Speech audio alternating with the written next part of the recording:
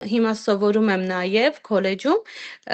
այնտեղ որ ես գնում էի, սկզբի շրջանում, այսպես սովորական կնոջ նման կարգի բերելով վարսերս, տեսքս ամեն ինչ այսպես պատրաստված 1-2 գնացի, որ հասկացա, որ հեչ դրա կարիքը չկա, որովհետև այնտեղ տարօրինակա, որ դու այդքան քեզ հետևած գալիս ես դասի։ Դա ավելի շատ տարօրինակ, քան որ ուղղակի առանց շպարվելու, առանց քեզ կարգի բերելու գնաս։ Բայց զգացում եք, որ իրենք ոնց որ սենց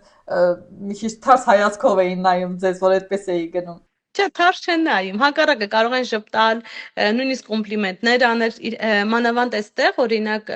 ամերիկացիները շատ ազատ են կոմպլիմենտներ անում կանանց, շատ հանգիստ, օրինակ